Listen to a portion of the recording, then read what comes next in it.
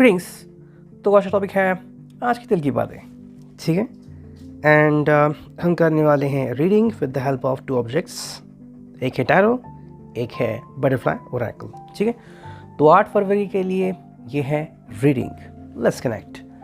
देखते हैं पहले टैरो से हमें क्या रीडिंग मिलती है। ओके चलो 2 कार्ड्स तो आ गए, ठीक है।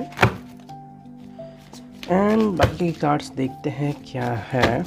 We will do a short reading, ठीक है।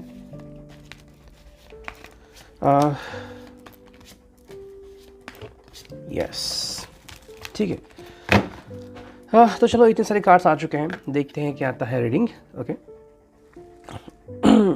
सबसे पहला जो कार्ड आ चुका है वो है the lovers, as you can see, ठीक है। लवर्स ये पहला कार्ड है एंड जेमिनी इसका फोटे है sign. So yes the person is feeling exclusive about you. Okay वो जिनसे प्यार करते हैं उनसे मिलना चाहता है या फिर बहुत सोच रहा है उस पर्सन के बारे में। ये भी शायद हालात हो सकते हैं कि ये पर्सन शायद बहुत ज़्यादा एक्साइटेड है। अगर आप दोनों ने कुछ प्लान किया है और ये आपसे मिलने के लिए आने वाले हैं तो ये बहुत ही इम्पॉर्टेंट बात हो सकती है आप दोनों की ज़िंदगी में, ठीक है। कहीं ना कहीं यहाँ पे एक कमिटमेंट नाम का भी वर्ड आता है, लेकिन एक और भी बात है जो कि है फ्लर्ट। अगर आप कमिटमेंट होने के बावजूद, मतलब आपकी शादी हो चुकी है, फिर भी अगर आपने अपनी जो रिलेशनशिप है उसे अगर स्पाइसी बना के रखा है तो इस पर्सन को ये काफ़ी पसंद है, ठीक है।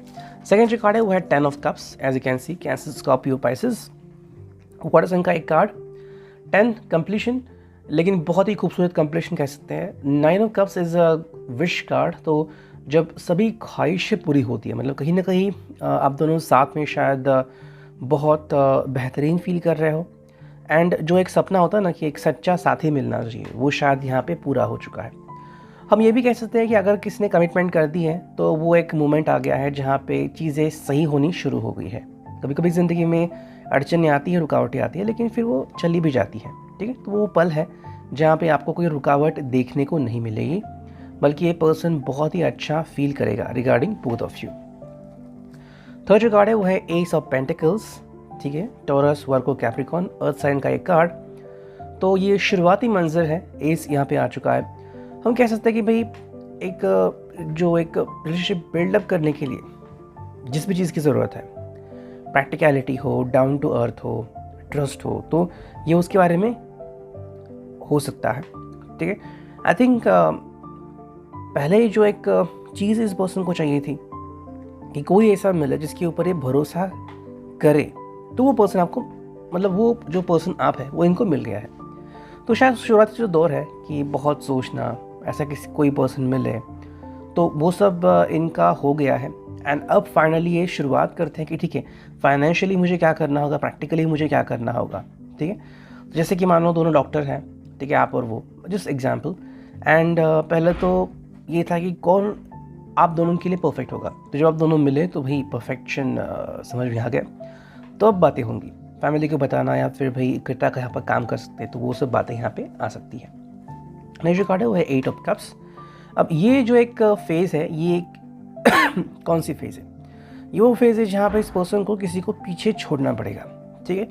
और वो ऐसी फेज़ है जहाँ पे शायद इसको अपने फ्रेंड्स को छोड़ना पड़ सकता है या फिर अपनी पुरानी ज़िंदगी को, ठीक है।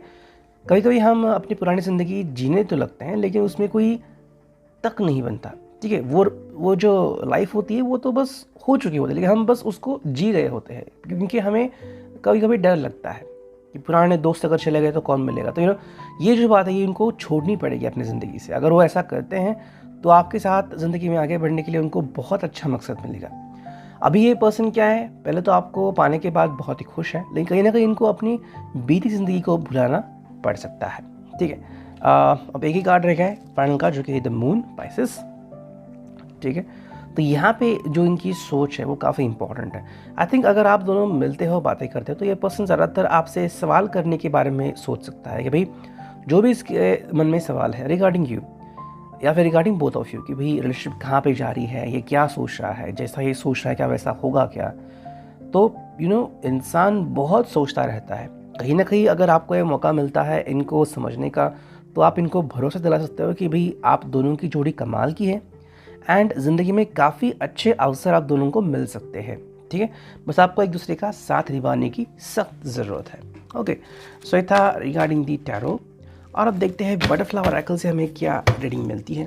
चलो करते हैं कार्ड्स की shuffling and here we choose some cards 1 2 3 and 4। ठीक है, 4 कार्ड आ चुके हैं, देखते हैं क्या आता है रीडिंग। पहला जो कार्ड है वो है oh my God, as you can see. और ये वो कार्ड है कि शायद इस पर्सन ने पहले ही आपको कुछ कहना चाहिए था या फिर आपकी बात माननी चाहिए थी। ठीक है, तो वो नहीं हुआ, इसलिए कह रहे कि ओ माई गॉड। तो ये आई थिंक एक्सप्रेशन वाला OMG है, जहाँ पे पर्सन डरा हुआ नहीं बल्कि बहुत एक्साइटेड है। मतलब कहीं ना कहीं आप इनको प्यार करते हो, पसंद करते हो, ये इनको बहुत लेट रिकग्नाइज हुआ। ऐसा होता है ना कई बार कि रिश्ता आगे बढ़ता है और फिर इंसान को सोच आता है कि भाई हम तो फ्रेंडशिप के आगे निकल गए हैं। तो वो वाली बात हमें यहाँ पे देखने को मिलती है।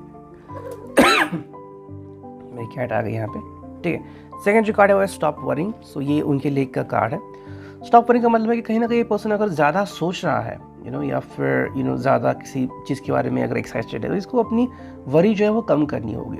ठीक है, देखो सोच के कुछ फ़ायदा नहीं होगा, क्योंकि ये पर्सन अपना ही टेंशन बढ़ाएगा और आपका भी। ठीक है, तो आपको बस अगर ये किसी टेंशन में दिखते हैं तो आप उनसे बातचीत कर सकते हैं। थर्ड जो कार्ड है वो है you are mind. That is a wonderful thing. इनका दिल आपसे जुदा होने को बिल्कुल भी रेडी नहीं है एंड बार बार ये चाहता है एंड कहता है कि आपको वो पाना चाहता है। ठीक है, ये बहुत ही खूबसूरत बात है। अगर आप भी इनके तरह ही एक्साइटेड हो तो ये पर्सन आपका साथ ज़रूर निभाएगा।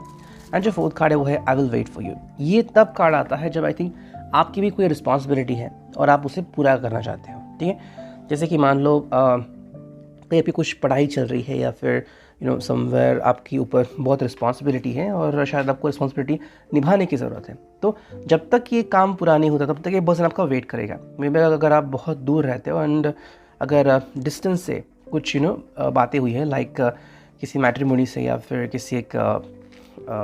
किसी भी तरह से अगर आपकी मुलाकातें वर्चुअल हुई है, तो पर्सन आपको मिलने के लिए बेसब्री से इंतज़ार कर रहा है।